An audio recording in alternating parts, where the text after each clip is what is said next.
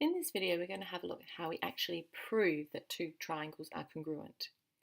In a previous video, we made sure that we just were able to state that two triangles were congruent by finding the elements we needed to satisfy one of the four conditions that we know that makes triangles congruent, makes them exactly the same. They were knowing the three sides of each triangle, knowing two sides and the included angle, knowing two angles and a side of each triangle, or knowing the right angle, the hypotenuse, and the side of each triangle. Here's a diagram to remind us what the hypotenuse is. So we knew that we needed to make sure we had those three pieces of information within each triangle we're trying to show are congruent to each other. And this time, what we're going to add on to that is actually providing the reason behind each piece of information to prove that yes, these two triangles are congruent. And then if they are congruent, we can make our nice congruent statement. The example is given below, which we've seen before, saying triangle ABC, for example, is congruent to triangle PQR because it satisfies the SAS condition. So let's take a look at example number 1. We've seen this diagram before. We have two triangles that seem like right-angled triangles, and they share a common side. What we want to do is make sure we've got the three key pieces of information to prove that these two triangles are congruent. Having a look, I can see that they both got a right angle. They both have a hypotenuse that equals 10 centimetres, and they share a common side of 8 centimetres. So I'm going to try and prove that these two triangles are congruent using right hypotenuse side. So I'm going to start with the angle. So I'm going to take a look at this angle at D, and I'm going to call that angle ADB is congruent to angle starting from C to B to D.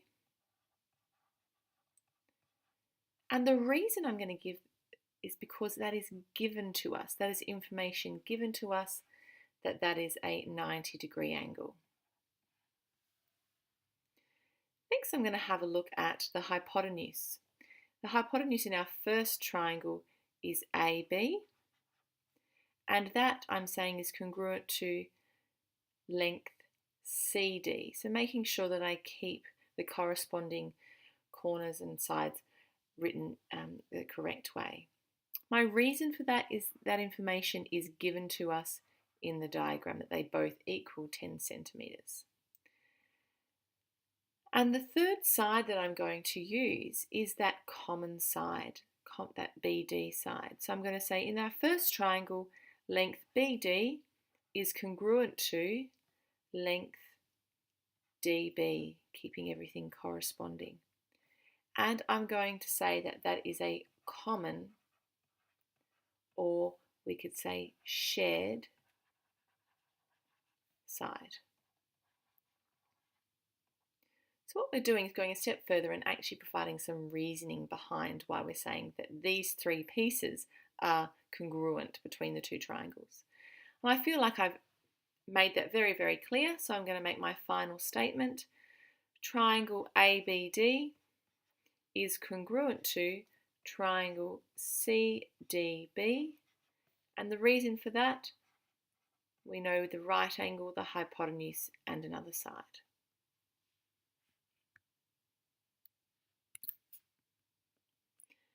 In our second example, we can see we've got two triangles, triangle ABC and triangle PQR.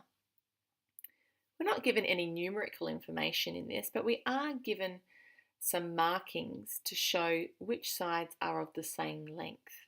So we won't necessarily be given a number value all the time. So clearly here we have no angle information, but what we do have are the three sides of each triangle, showing that they actually correspond to each other to be the same length. So I'm going to use the side condition to prove. And this is a fairly simple one because all that information is given to us. So in our first example, in triangle ABC and in triangle PQR, I'm going to start with these two congruent sides. So I'm going to say that length AC is congruent to length PR, keeping everything corresponding, and that is given to us. The second length I'm going to do is these ones up here, length AB and length PQ. So AB is congruent to PQ. Again, that information is given. And our third length, BC, I'm going to say is congruent to QR. And again, the reason is that it's actually given to us to say that they are equal. So fairly straightforward, this one. We can clearly see that if we that they're reflected about a central line. So in summary, triangle ABC is congruent to triangle PQR because I'm using the side, side, side condition. So a very straightforward one in that example. In example 3, again we can see we've got two triangles. We have no numerical information, but we have some markings to show what are the same length and what are equal angles. The other lovely thing that we have in this diagram is we have two parallel lines. So we have the parallel lines heading in this direction. That's really important to note because that's going to help us use a bit more information. We're looking for 3 pieces of information that we can use to say, yes, these two triangles are congruent. We're basically sliding triangle VWX to the right to fit on top of triangle XYZ. So I can clearly see an angle and I can clearly see sides that correspond and are equal. What I'm looking for is another piece of information. We don't know any other side length, so I can't use side, angle, side. But the other information that is here is to do with these parallel lines. I'm thinking about this angle here.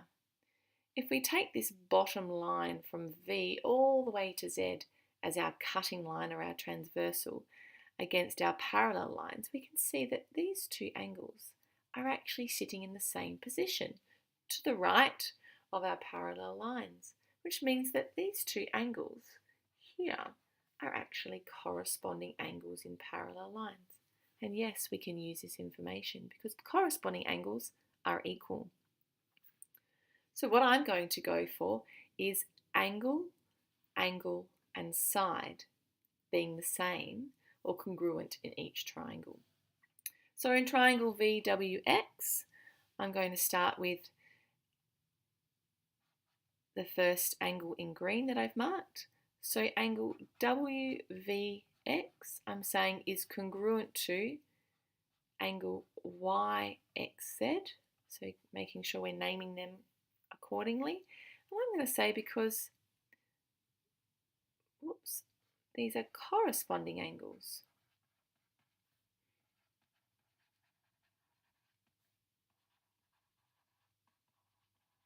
In the parallel lines, and they're equal. My second angle I've got there is angle VWX, and I'm going to say that's corresponding to angle XYZ. So I'm talking about these angles at the top here. And the reason for that is they are given to us that they are equal. They are marked in that way. So now we're having a look at this equal side that we've got here, and they are given to us as marked. So our reason is that it's given. And we're going to call this length WX, and vertice W corresponds to Y down to Z. Those two lengths are congruent because they're given to us. So we can make our final statement that in triangle VWX is definitely congruent to triangle XYZ, and the condition is angle, angle, side.